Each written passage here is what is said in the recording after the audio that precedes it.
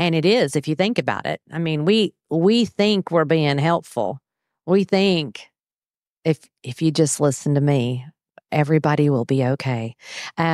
Because we think we know better, which is so insane to me today. But that made perfect sense when I got here. I really believe that if you would just listen to me, if you would just follow my direction, if you would just do what I say, we will all be okay. Really. Because I know what's best. I was never wrong. I never made mistakes. And I never apologized. And I mean, I never apologized. Never apologized.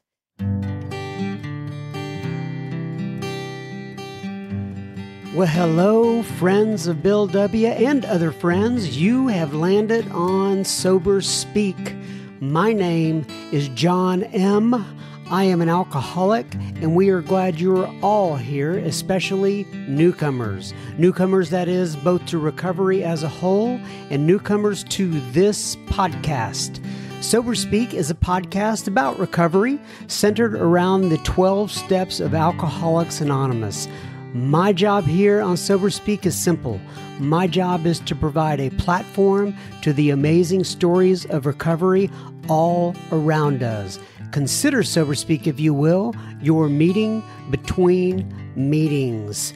Please remember, we do not speak for AA or any 12-step community. We represent only ourselves. We are here to share our experience, strength, and hope with those who wish to come along for the ride. Take what you want and leave the rest at the curb for the trash man to pick up. Greetings from Studio AA, deep in the heart of Texas. That there was the voice of Miss Lori G. of Al-Anon. And you are going to hear so much more from both her and Clif G on this episode number 342 of Sober Speak. But first things first, this here episode is brought to you by Hillary, Myra, Kate, and David. What, you may ask, did Hillary, Myra, Kate, and David do to deserve that mention? Well, they went to our humble little website, www.soberspeak.com. They clicked on the little yellow donate tab at the bottom of the page, and they made a contribution. So thank you so much, Hillary, Myra, Kate, and David. This here episode is coming right out to Ewans. If you're joining us for the first time, or even if you're not, we're not here to get y'all riled up, feeling restless, irritable, discontented with our hot political opinions or sports opinions or world affairs opinions or anything like that. We want you to just take a deep breath. Get out your favorite beverage if you can. Think about your higher power. Think about mending relationships and just chill out.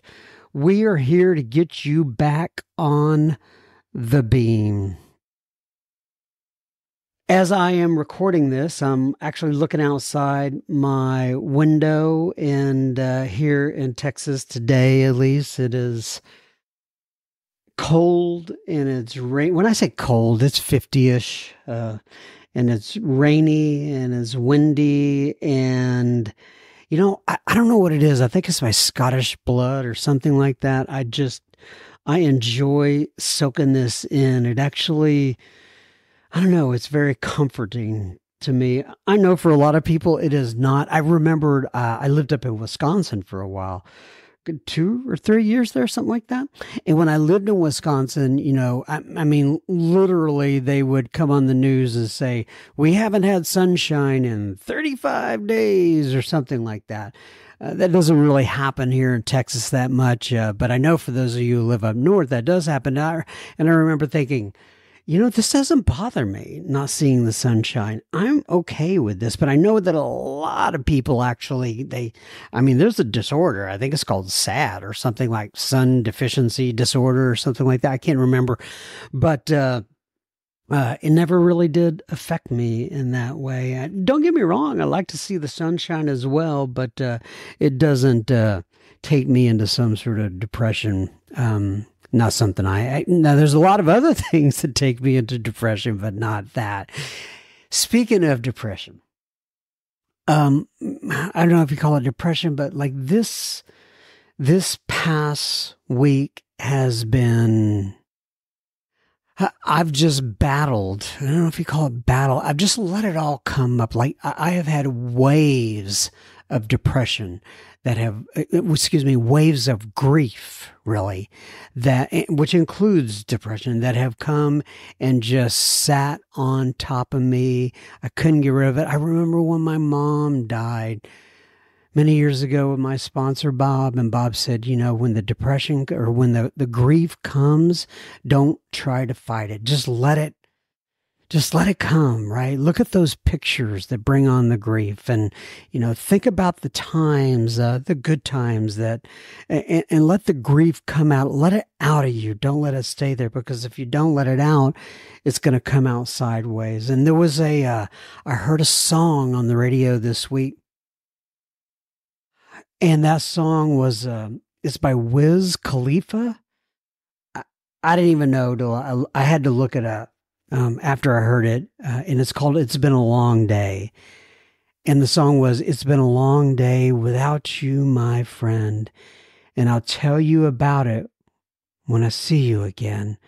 We've come a long way from where we began. Oh, I'll tell you about it when I see you again." And I just lost it, and I knew to let the grief come out. I did that. And so the reason I share that is I think, there may be somebody else out there experiencing grief today. And I encourage you to let it all hang out. On another note, I went out to dinner with my son last night. He's 18 years old and he still likes to hang around me. I don't know if it's because I buy the dinners or just he still actually likes to be with me. So we went out and spent several hours together. And one of the things we did, we went to dinner at a place I had never eaten before. I wanted to experience it just because I hear about it all the time. It's called Portillo's, or is it Portillo's? I'm not sure. But anyway, I know you folks up in Chicago completely love this place, and I respect you. Both my son and I kind of gave it not a thumbs up, not a thumbs down. It was kind of, neutral or whatever, but we had a good time. And then we went out, we walked around this place. It's here in the Texas area. It's called Grandscape. It's like these new experiential mall places is what it is. And, anyway, we walked all around and they were playing, they have a live band out there, right? And they were playing songs like B-52 songs and, Tin Roof Rusted, and I don't know the rest of the song. I know that one line. If I started to sing it, or if I had like somebody to cue me, I could probably sing the rest of the song. But anyway, so they were singing B-52 song and and a lot of people just gather out there and they throw footballs and they dance to the music, and it's all, literally all ages. And it was a good time. And we went by this one place. It was amazing to me. They had cricket. I don't know if I know that cricket is very popular in other countries, not so much here, but they had a place where you could go in and play cricket. And you actually can't play a game, but they throw that little ball or whatever, and you take your cricket bat, whatever that thing's called, and you hit it. And so, but anyway, it was the first time I'd ever seen cricket live. Even though it wasn't a game, just like it's like a batting cage, would be a comparable, thing to compare it to here in the United States. But anyway, it was kind of interesting to watch that. And then my son is getting ready for, gosh, it just seems like he was born yesterday. Like I said, but he's 18 now, and I think we truly are. Me and the lovely Mrs. M are going to be empty nesters here pretty soon, and we'll be kind of dealing with that. And then one last thing, and I'm going to go on to Clif and Lori, because I'm sure you're getting to the point where you're saying, just get home with Clif and Lori. But anyway, I have been watching lately this Billy Joel 100th time playing at Madison Square Garden video. And every time I watch that, I think to myself, oh my goodness, that guy is just incredibly talented. And it just brings up all kinds of emotions and feelings in me. My friend Ricky C actually took his son to go see Billy Joel when he was here in town last, and I'm kind of kicking myself for not going to see him, but that's okay. Maybe hopefully he'll come back again, and I'll get to see him. And as I'm kind of sharing this with you right now, what I'm thinking is that I have a tendency to come on here and share the things that hit some sort of soft spot in me during the week, or maybe not even a soft spot, just a emotional and a spiritually trying, where I'm walking through a circumstance and I'm trying to do the right thing in God's eyes. And I struggle with those things sometimes. And then not only that, but I also have a tendency to share the things that bring me joy and bring out this peace in me that I don't even know where it comes from, but I'm glad it's there, and I'm glad I'm here, and I'm glad I'm sober, and I'm able to experience these things and be a part of the human race, as opposed to numbing myself and drinking industrial amounts of anything or taking any sort of, drugs or anything like that. And so anyway, that's what I was thinking about. All right.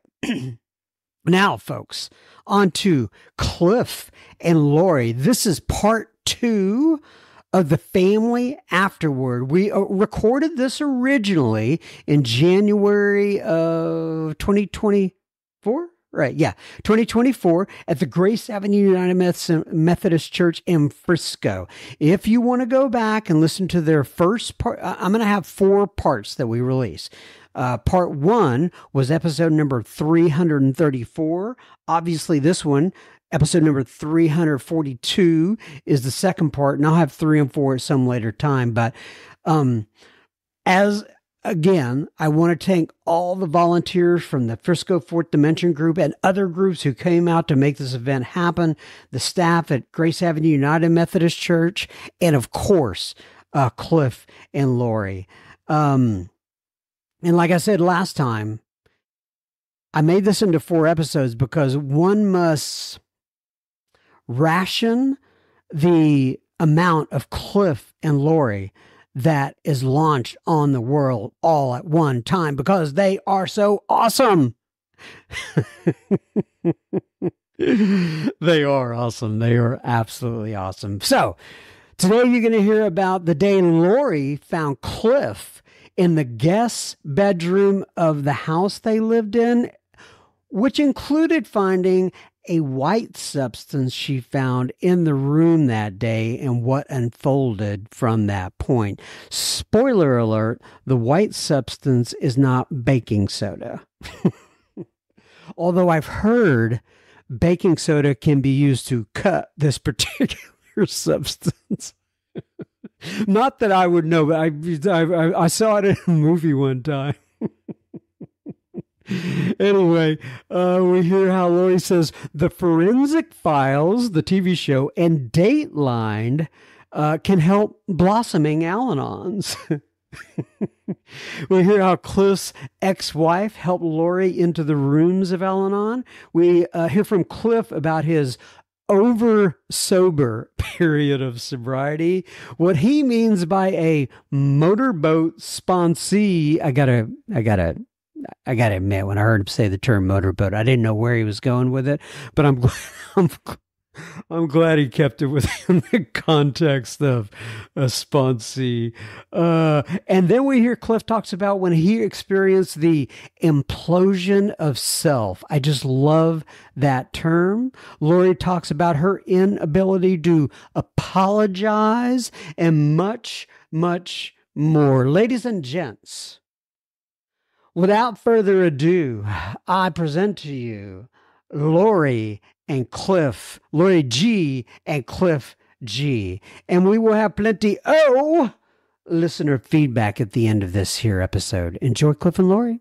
So I want to go back and have you describe the day that you found Clif. This was right before he got sober, in the guest room of the house that was locked. He said found me like it was an Easter egg. I mean, that kind of, I was the prize egg kind of thing. Well, I think she was surprised. I was surprised. Yeah. Okay, so as Al-Anons, untreated Al-Anons tend to do, when we're living with active alcoholism, we're trying to figure it out. I didn't know, here's what you need to know. I didn't know he was drinking. I had no idea, because he was very sneaky. But I didn't know he was drinking, and I didn't know he was using. But I knew something was wrong, and I was trying to figure it out because I was going to catch him. Because I like to catch people and punish them. And it's my thing. I'm very good at it. And I didn't know, I honestly, drinking and using never crossed my mind. I thought he was having an affair. I was going to catch him. But I knew something was up anyway. So one of the things that had happened throughout the course is that we started going seeing a counselor, because Cliff had said, let's go see a counselor. And I thought that was a great idea. And so we went to this counselor. And after a while, he had convinced our counselor that he was bipolar. By the way, he was not. But he convinced her that he was. And so she gave him medication for that. And so he was taking that medication on top of everything else that he was doing. Again, I was oblivious to all the other stuff. And so we went to this counselor for a while, and it seemed like everything would go good for a while, and then it would go down again, and then it would be good, and then it would go down. And now he's taking medication, and now the medication there's an excuse and there's a reason for this behavior. So every time that he doesn't sleep, it's because of the medication, or he sleeps too much is because of the medication, or he doesn't eat because he's not hungry because of the medication. I mean, it's always a reason. And when I say it's the medication, I mean, it's this. It's the wrong dose. It's the wrong kind. We're going to change it up. I forgot to take it. I took too much. I didn't take the right amount. I didn't take the right dose. We're going to do something different. Blah, blah. I mean, there's always something going on. And I am a crazy woman. And so we're going in, and I'm like, it's not working. It's not working. And so they changed the dose, or they changed it's something all the time. And we've been playing this game for 2 years. And finally, the lady had enough of us. I mean, seriously, she was like, I can't help you anymore. I've done all I can do for you. The idea of therapy is for you to get better. This is not happening. So I'm going to send you somewhere else. And so she sent us to a lady who was a psychiatrist, psychologist. I don't know. She had a lot of initials after her name. I can tell you that. What I didn't know at the time that I know now is she was also a member of Al-Anon. And so she had, this was like our third visit in. Now, she knew exactly what was going on. She did not share with me, but she knew what was going on. And so like our third visit in, he had been up for 3 days again. And she said, here's what we're going to do. She says, I'm going to write you a prescription for tranquilizers. And I would like you to give him one at 6 o'clock. If he's not in bed at 10, I would like you to give him another one and let him go to bed. And then you go to bed, is what she said, and leave him alone. And so I did that because I'm a rule follower. And so I gave him one at 6. I gave him another one at 10. And I went to bed.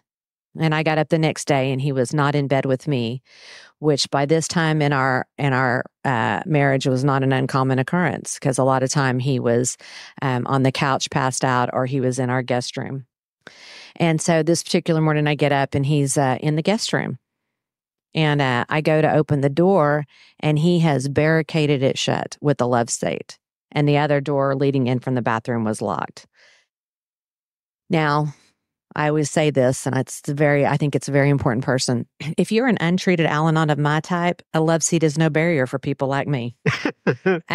We will get in. If we need to get to you, we will get to you. You can be in the middle of Fort Knox. We will retrieve you because untreated Al-Anons have an innate ability to seek, find, and retrieve. It's just what we do. I think we're born with it. I think it's a gift. It's in our genes. And so we can get in anywhere. So a love seat, no problem, really. And so I break in on him and I find him, and this is how I found him, and this is how I found out what was going on. He was passed out in bed, naked to the world, and next to the bed was an empty bottle of vodka and an empty bottle of wine. And up next to the bed, where he had pulled up an end table with a TV, and on top of the adult tapes that had ran out, was a little clear package with some white substance in it. And I grabbed that package of that substance and I hit him as hard as I could hit another human being. And he popped out of that bed and I shook that at him and I said, "What the heck is this stuff?" He looked at that package and he looked back at me and he goes, "I don't know." He also likes to say this part: "I guess those people that barricaded me in there must have dropped it on their way out."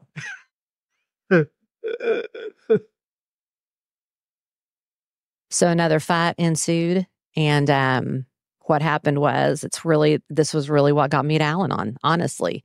He left, came back. I told him he couldn't stay there.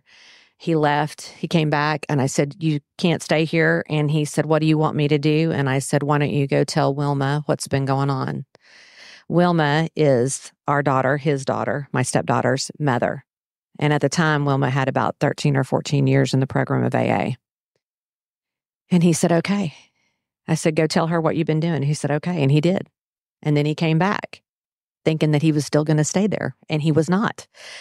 But he said, I said what you did. I did what you said. I went and told Wilma, and she took me to a meeting, and we're going to do 90 meetings in 90 days. And you might as well have been speaking Greek, because I had no idea what he was talking about. I had no clue what he was talking about.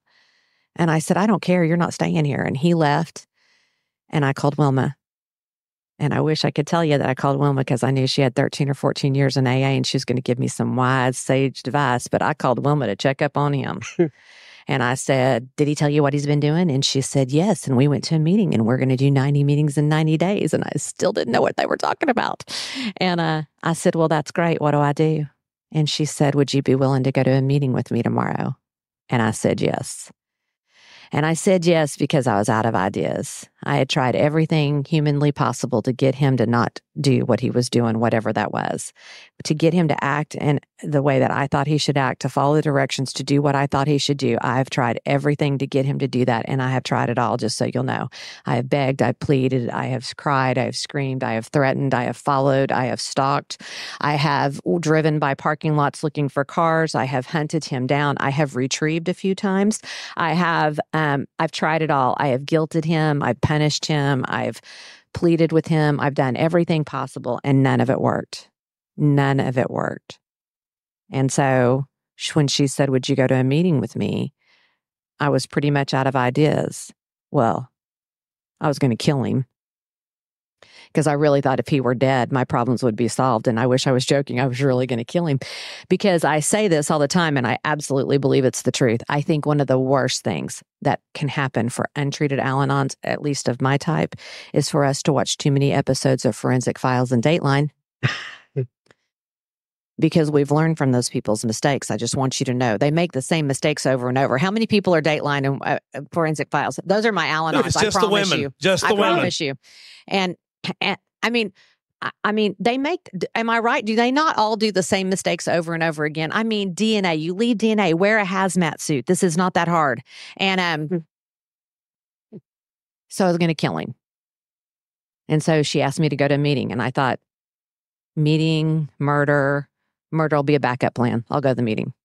And she took me to my very first meeting, and she took me to my second meeting, and she took me to my third meeting. And I've been here ever since. So his ex-wife got you into Al-Anon, right? It. Yeah, I don't know how everybody else gets here. I get here with the ex-wife. Works for me. That should be a story in the family afterward.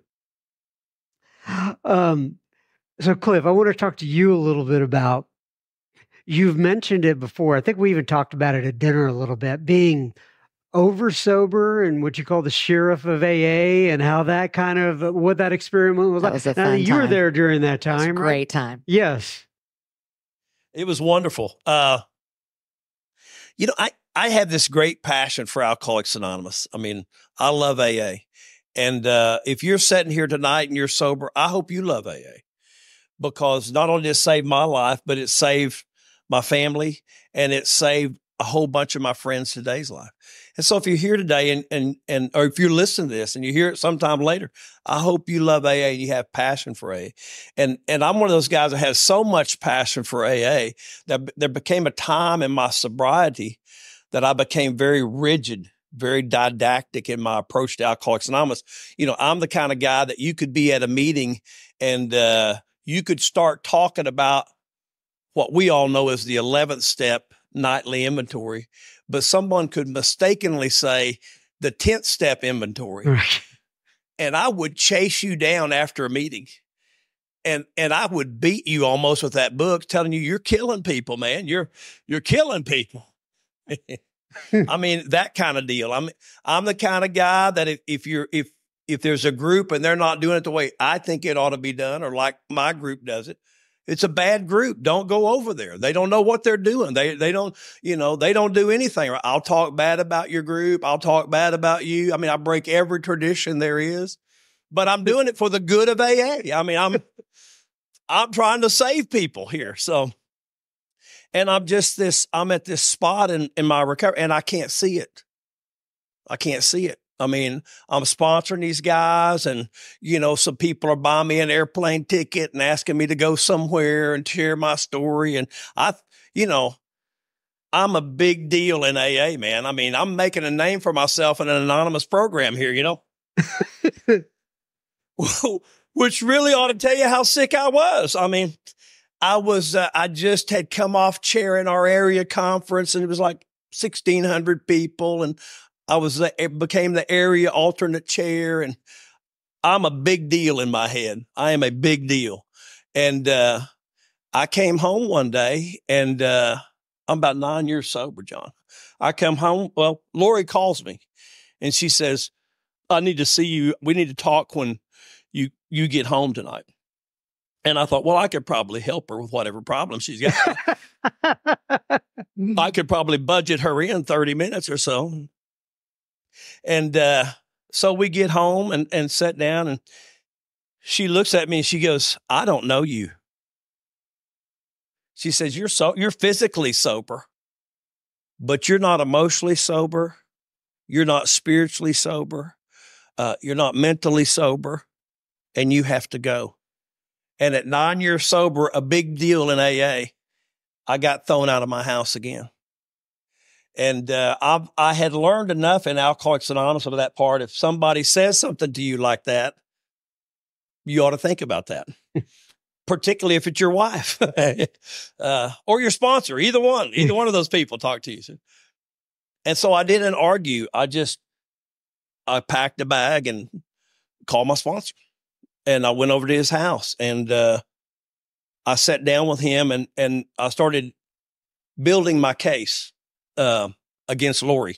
I started, you got to have a good strategy case to build it why she's wrong. And somewhere in there, God intervened in this whole deal, which I'm eternally grateful for. Because God has intervened in my life, and because you're here, I know He has intervened in your life many times also. But as I'm sitting talking to Don, as I'm building this case, I just realized you're in trouble. I mean, it just kind of hit me. I'm in trouble. And I looked at Don, and have any of you ever said something to your sponsor and thought maybe he didn't hear it? If I change subject right here in the middle of it, I'd probably get back. And out of my mouth came, you know what, gosh, Don, I got to get back to basics. As if there's anything else here. As if we have anything else other than trust God, clean house, help others. That's all we have. If you read that book, you got a problem, go pray and help somebody. That's all we do here. Any problem you come, it tells the same thing. Go to God, share it with somebody, go help somebody else. That's all we got. And it's like God himself just kind of tinked me on my head with a hammer. I thought, my gosh, I'm in bad shape. I'm in worse shape than I think. And so I went and moved into a guy's house who later became our delegate, which shows you how sick that was. So, and I lived with him for about, I don't know, 2 or 3 months. It was, and to make all this kind of craziness even more crazy, this is just before Christmas. And this happens just like the first or second week of December that Lori tosses me out of the house. And rightly so. And so she throws me out of the house and I go with Ben. And so Ben was a guy that he would get home at night till like 10 o'clock.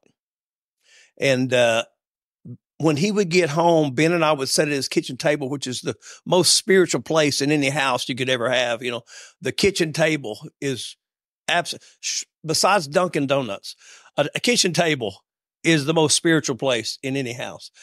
But Ben and I would sit at that table and he nourished me back to health.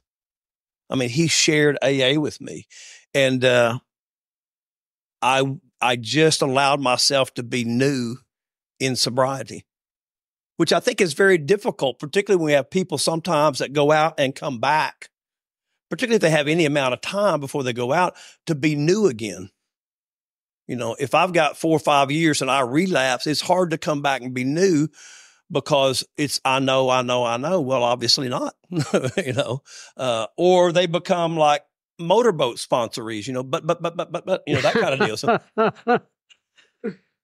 but Ben spoon-fed me Alcoholics Anonymous and nursed me back to health. And, you know, I think what happened to me in that period of time when that happened is I had this, you know, I think when I got sober, the day I got sober, I think, you know, I had lots of external consequences. And I think external consequences are really great when you go to make that decision in step 3. They're kind of like the crowbar that helps us make that decision. But external circumstances have never lasted sufficiently long enough for me to be sober. I mean, Lori's my 4th wife. I mean, at 30, when I got my last divorce was when I was 35. I had 3 wives by the time I'm 35. That's an unmanageable life. That is an extraordinarily unmanageable life. And it doesn't make for a healthy bank account, just so you know. But on the day I got sober, I had this implosion of self. Internally, this internal implosion where I couldn't go any further. And it's that internal implosion of self. I think what happened to me in 2001, in August 15th, 01, this internal implosion of self. It's you know, I think it's an opportunity for all of us. And certainly in my case, I think it's that time when, you know, God just kind of cracks your heart. And maybe for the very first time, you get to see yourself. Certainly on that day, I saw myself for who I was. You know, it was a dose of reality in the summer of 2001 that, my God, this is me. This really is me. And then flash forward 9 years as I'm sitting at the kitchen table with Ben, stark raving sober, just a crazy man in AA, you know. This recuperative powers of the alcoholic ego, this dragon that lives, you know, it's like the cage is shut, but the door is unlocked. You know, that's who lives inside of me.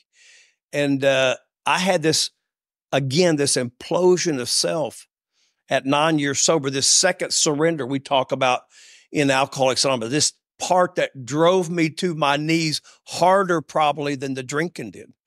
Because I'm sober causing this kind of chaos. I'm sober creating this kind of havoc. I'm sober getting kicked out of my house. I'm not drinking. And I think I'm doing good. The delusions I create, you know, the construction that the alcoholic ego builds in me to believe that I'm doing really good. But this implosion at 9 years sober, when Bill wrote about his letter, his article he wrote on emotional sobriety, you know, this piece of us that I think people come to Alcoholics Anonymous and they're desperate. When I got here, I was desperate. I'm dying. And I have all the book talks about, I have the desperation of a drowning man, right? The flimsy reed that turns out to be the loving hand of God. I don't know that at the time, but I'm desperate, and I'm desperate 1 through 9. But after step 9, I gave lip service at 10, 11, 12. Oh, I'd 12 stomp you with that book. I really would. I mean, I'd dang near beat you to death with that book. But I didn't have the same desperation and sobriety for 10, 11, and 12. I give lip service. Yeah, I pray. If I really think I'm wrong, I'll make amends to you. That kind of deal, And I'll work with people. But the conscious contact, the whole purpose of these steps, the book tells us, is to create a relationship with God that can solve my problem. Sandy used to talk about it, that the book's not the treasure, it's the treasure map. And we use that treasure map to get connected to the power. We sweep away the wreckage. We make amends to all these people. We download it in 5. We sweep it away. We make amends. And then for me, and maybe this isn't your experience, but my experience, I just let off the gas pedal. Well, I'm glad that's over. I'm glad that's done. Now, what can I do to help you? And I begin to wane in the conscious contact. Bill Wilson talked about in his story there about page 13 or 14, he talks about that we have to improve our spiritual life. He talked about it. We have to perfect, which means make better, and enlarge, which means make bigger our spiritual life. Why? He tells us for the certain, not the perhaps, not the maybes, not the speculation, for the certain trials and low spots ahead. And if you're new in Alcoholics Anonymous, or you're nearly new and you're riding the pink cloud, buckle up. That's all I can tell you, man. Because they're coming. Because that's life. I'm a guy that believes that an alcoholic that can, we talk about 90 meetings in 90 days and just don't drink, go to meetings. I believe an alcoholic, a real alcoholic, can just not drink and go to meetings if 2 conditions exist. Nothing bad ever happens to him and nothing good ever happens to him. In those 2 conditions, an alcoholic can just not drink and go to meetings. But that's not my experience. That's not my experience that I've got to perfect and enlarge it. And that began my path, that second surrender, that over sober period of my life brought me to my knees, this second surrender, and I dove with desperation into 10, 11, 12. And I'm sure you guys and gals are all familiar. You've met people in Alcoholics Anonymous that scurry along the way, and you look at them and you think, God, at 30 years, if it's going to be that way, hell, I'd drink. I think I'd just drink. And they don't want anything you got. You don't want anything they have. That's me at 9 years sober, because I've lost the conscious contact. I forget that I'm the pipe, not the well. God works through me. That's my responsibility. I'm the person to carry the message, but it comes through me and transmits me. But in order to do that, I got to have conscious contact. I have to continue to keep the channel clear in 10, prayer, meditation 11. And that happened for me at 9 years sober.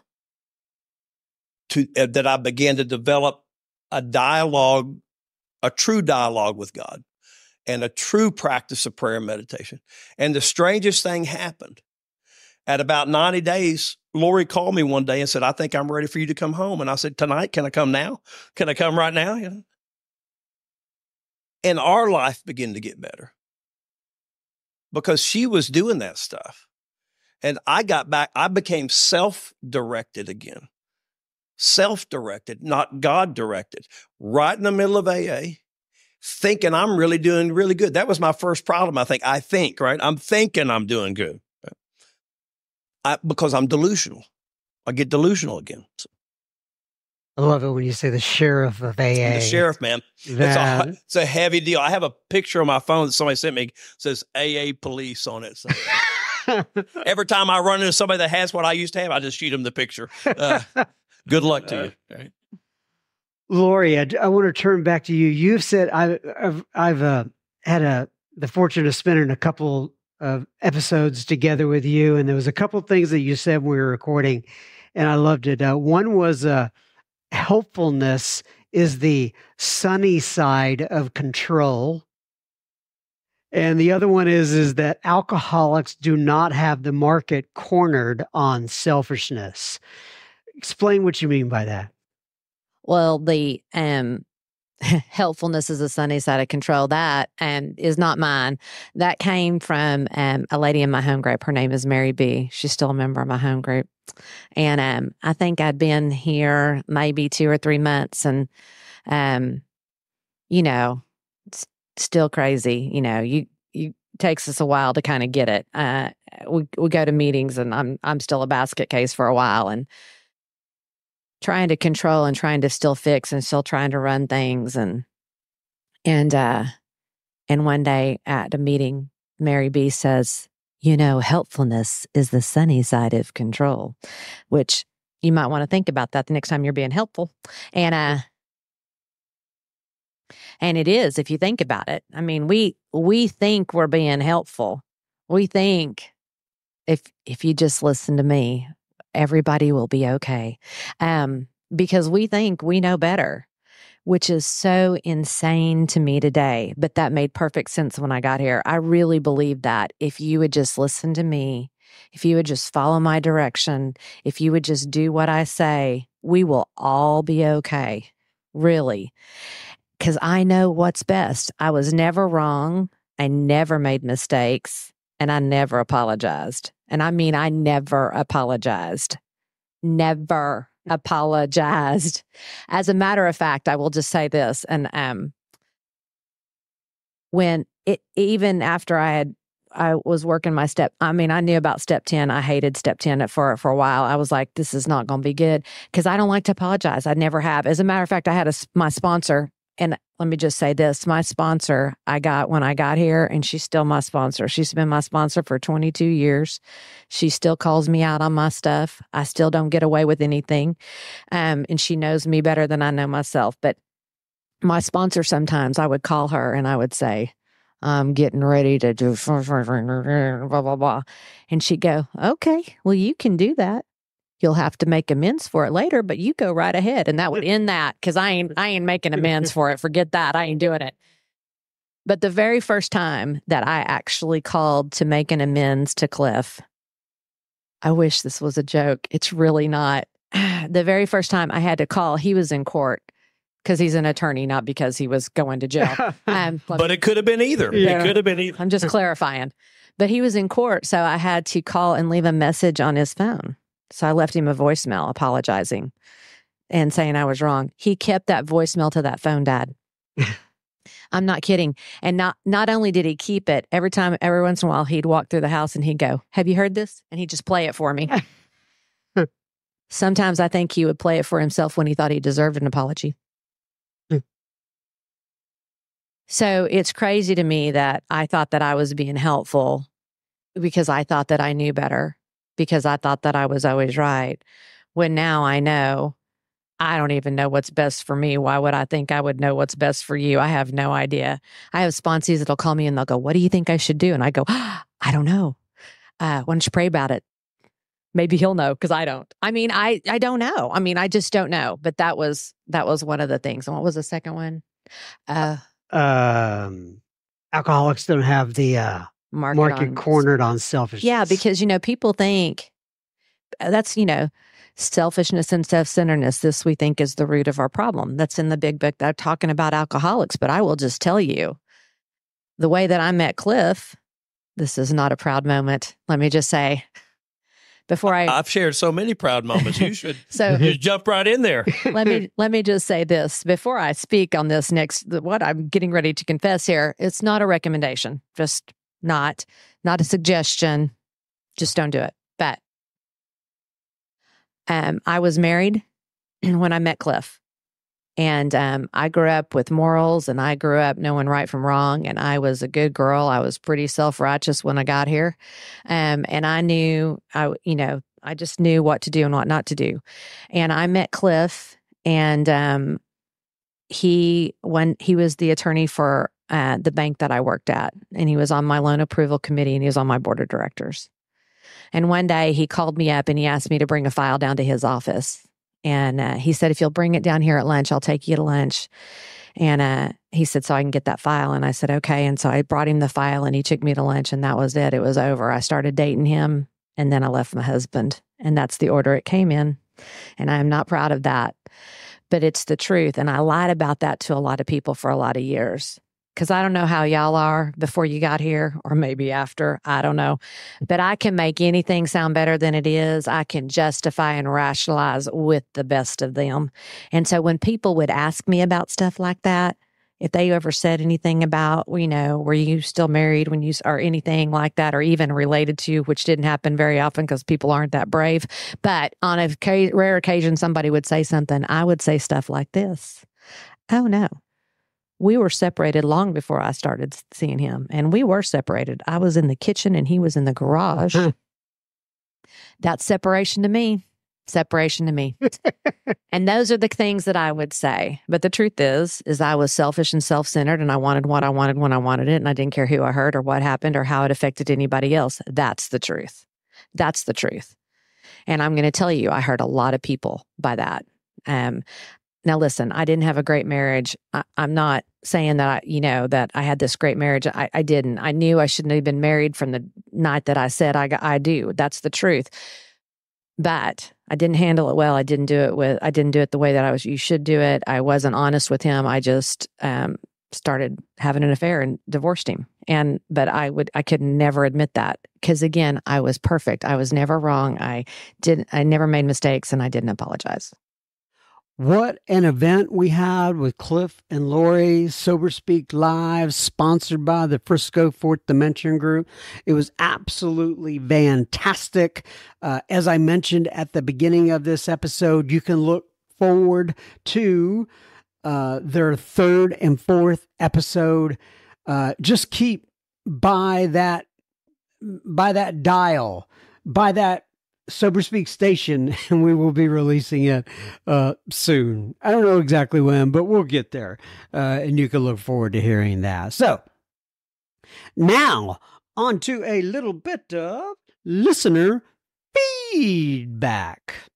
Christian writes in, and Christian says, John, my name is Christian W., and I am currently an inmate in the Florida State Prison system, and I am 21 months into a 55-month sentence for drugs. I am 54 years old, and I have been going to AA meetings off and on since I was 17.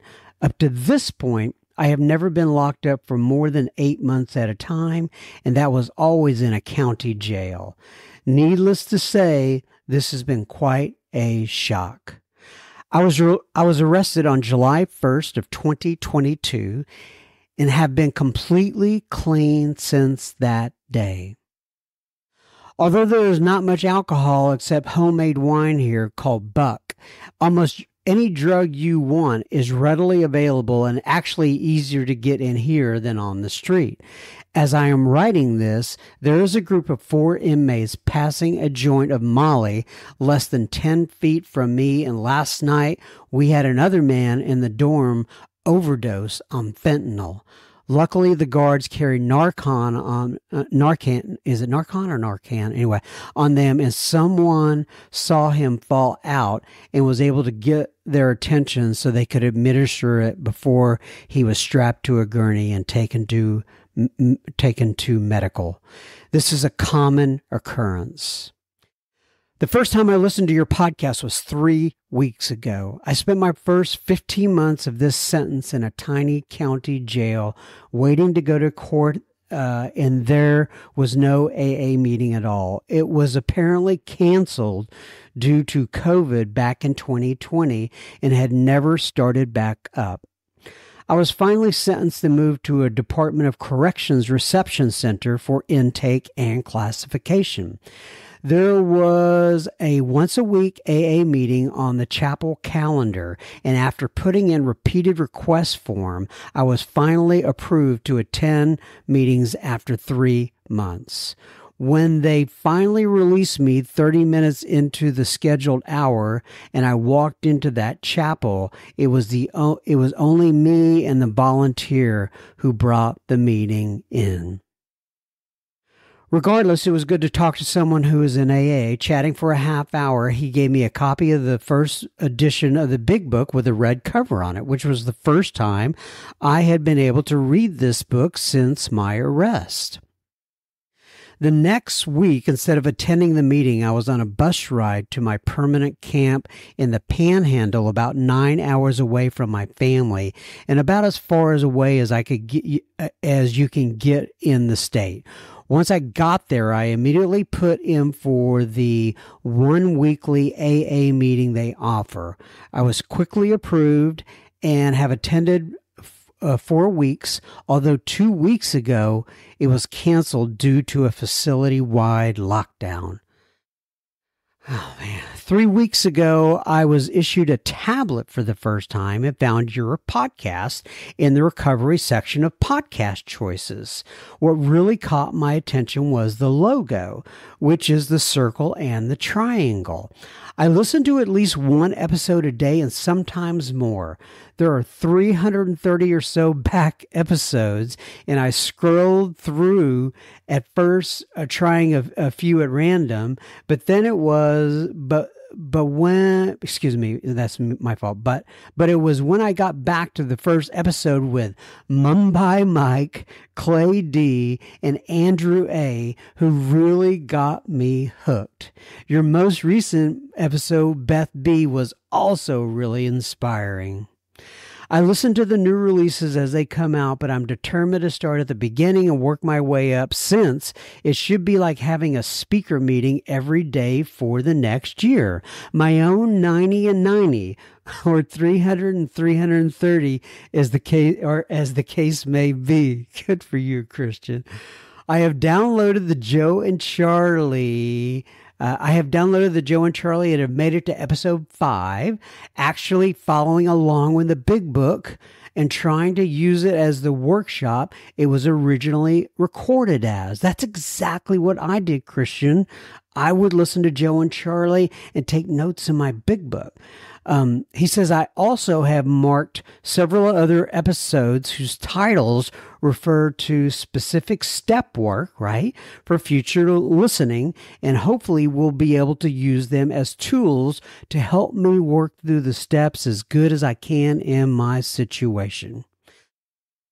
I heard your listener feedback portion, and you mentioned that you have contacts that work with inmates. I am assuming through corresponding via mail. I will include my contact information at the end of this letter and would appreciate any help you could provide. Thank you so much, and know that you are helping another alcoholic. Sincerely, Christian W. And he gave me all of his contact information, and I reached out to my friend Mike, who has been so fantastic about working with some of the inmates that write in. And by the way, if you're out there and you also want to communicate with Mike, we have a P.O. box set up. He has a P.O. box set up, and it's Sober Speak, 1962 East Apache Boulevard, P.O. Box 7925, in Tempe, Arizona, 85281. And thank you, Mike, for corresponding with Christian. I sure do appreciate it. And Christian, we would love for you to keep us posted. We're out here, my friend. We want you and we need you. And I'm glad you wrote in. And that's exactly what my sponsor said to me when I first came into Alcoholics Anonymous. We want you and we need you. And I pass that message on to you. Jen DMs direct messages on the IG Instagram. She says, "Hi, John. I was listening to a British podcast, Ellis James and John Robbins. It's a great comedy chat podcast. One of the presenters is in recovery, and he mentioned Sober Speak." This is like a NPR radio show, and I've heard about this. And she says, "I've been listening to you and your podcast much of the weekend. I've been grocery shopping, jogging, drinking coffee, and in the garden, and I think it's, in a word, beautiful. Folks, insights, humility, and willingness to grow are all the stuff that binds us. Warmest wishes from Canada, Jen." So good to hear from you. That's really cool. And I appreciate that you wrote in, or DM'd in, I should say. And I love to hear what people are doing when they're actually listening to the podcast, right? Like you, grocery shopping, jogging, drinking coffee, and in the garden. I absolutely love it. By the way, if you are not following us on the gram, as cool people says, we're at Sober Speak, all one word, at SOBERSPEAK. We'd love to have you follow us. Myra posts in the super secret Facebook group. She says, "Thank you for the ad to the group. Sober Speak is one of the best things that happened to me in a long time." Well, I'm not exactly sure what Myra meant by that, but I'm glad that you are in there, Myra. And we are honored to have you in the group. So you say thank you for the ad, but we say thank you for joining. We really appreciate it. Okay, Myra, I don't know if you know this, but my mind goes in weird ways sometimes. When I see your name, Myra, first of all, I thought this all happens in a flash, right? I thought, okay, Myra, if I were speaking to her in Spanish and I put, "Are you the Myra?" I would put EL on the beginning and it would be El Myra. And then I started singing to myself I think there's like a country song or something like that. It goes El Myra, or no, Elvira. Yeah, that's completely different. So forget everything I just said, Myra. Sorry for doing that, but I appreciate you posting in the Sober Speak Facebook group. By the way, if you are not part of that group and you would like to be, search up the Sober Speak secret group on Facebook and ask for admission, and we will get you on in there. Elvira. Anyway, time to move on. Tim writes in. Oh, I remember this. This is really a good email. He wrote, not that the others aren't. I'm just saying I remember this one. Anyway, Tim writes in, and the subject line is 145 and 146, and he's talking about episodes number 145 and 146. And he says, "Hi, John. I'm still working my way through all the past episodes, usually on my half-hour commute. It really helps my patience and tolerance with the stupid drivers on the highway." Mostly, he says. Anyway, he says, "I just finished listening to episodes 145 and 146 with David G. Damn, you guys like to make me cry. David sharing about grief did it to me again. My mother died last June 24th at 94 years old. She had been in long-term care for about a year and was receiving hospice care, so it was not expected. The Wednesday before she died, I got a call from her hospice worker letting me know that she was, quote, transitioning, unquote. I've been there, my friend. I know exactly what you're talking about. He says, I left work and spent the better part of the rest of the week with her. I made another amends at her bedside for not being the best son that I could be and waited for the inevitable. Now, my home group for at least 10 years is Carry the Message group, originally located in Portland, Maine. Now meets on Zoom Saturdays at 8:30 I'm assuming that's 8:30 a.m. On that Saturday, I was at the nursing home attending the meeting and holding my mom's hand. She had been unresponsive for the past day and 10 minutes after the meeting ended. The nursing assistants came in to reposition her.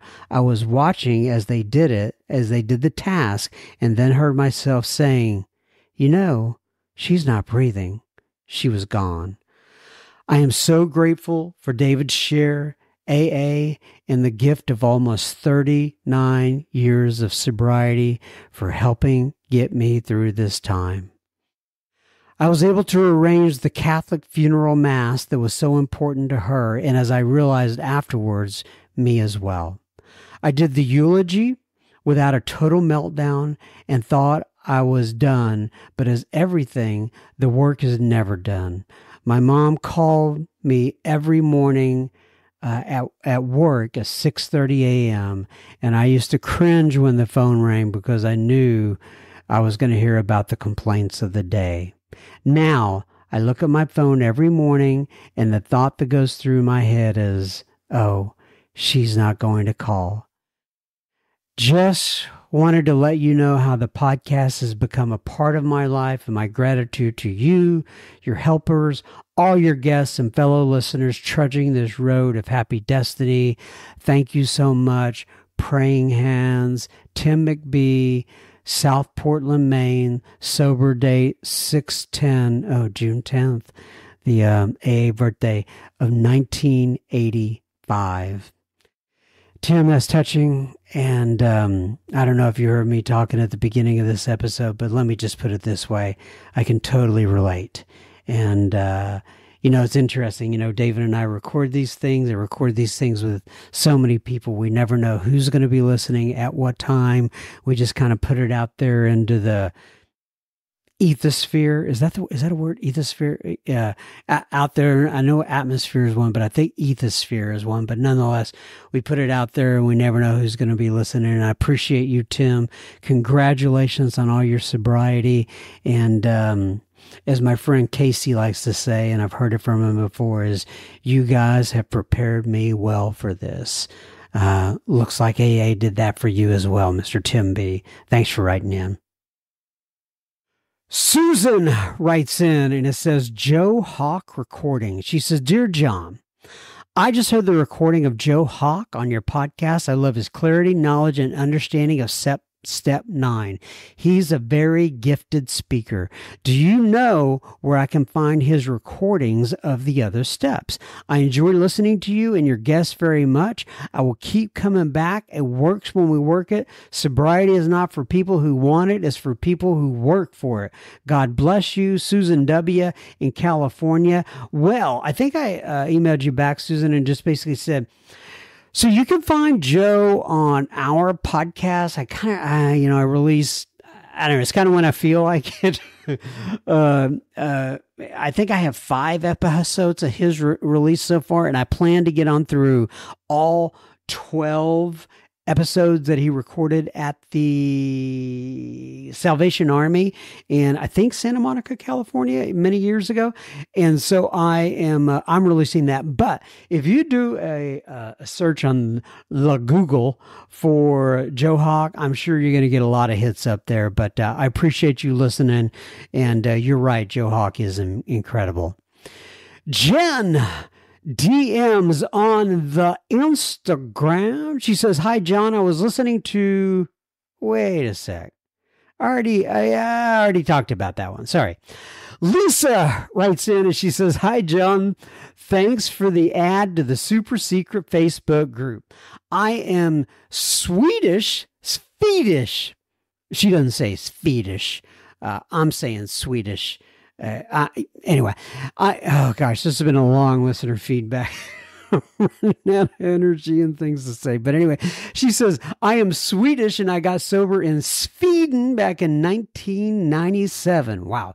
Was one of those terminally unique people who thought the program and the steps would not work for me. So in order to prove everyone in the room is wrong, I decided to do everything that I was suggested for 1 year and then say, look, it didn't work. And here I am. I'm living a life that I could not have imagined after all these years. Very active, solid in the big book, having had the same sponsor for 26 years and sponsoring women.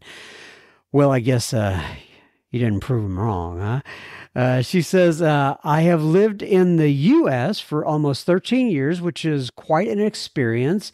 I was involved with young people, lived in Barcelona for 2 years, and then 10 years in France, where there were no face-to-face meetings. That was interesting at that time to find options for face-to-face meetings back in 2013.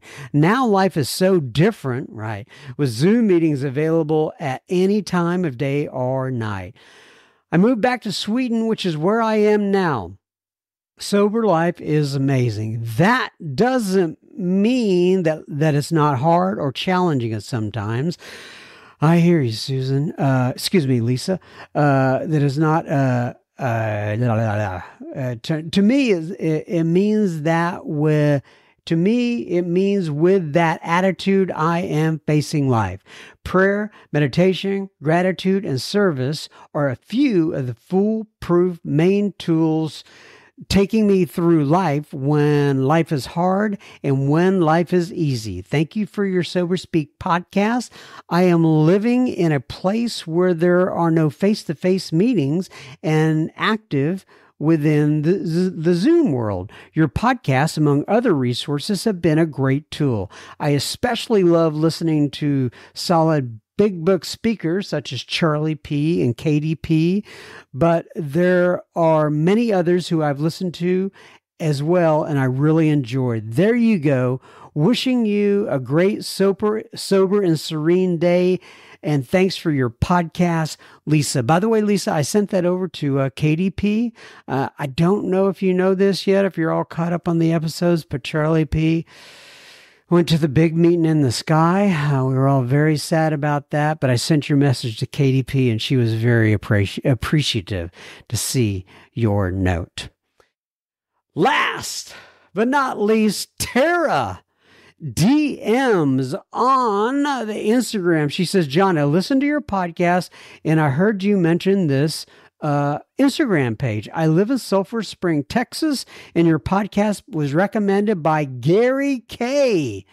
She says, I'm sure you know him. Laugh out loud. He's been a lot of help for me during this journey. Your podcasts are great and so helpful. Well, tell Gary K, Tara, that we said hello. You're right. He's been on the pod many times. It's been an honor to spend so much time with the recording, and just a great guy. All right, everybody. There is another episode of Sober Speak. In the bag, in the can, as they say. Keep coming back. It works if they work. If not, if they work it. It works if you work it. Wouldn't that be nice? Have somebody else work your program for you. May God bless you and keep you until then. I take this 1 week at a time. I hope to be back next week, but one never knows. God bless you. Love you guys. Thank you for listening in.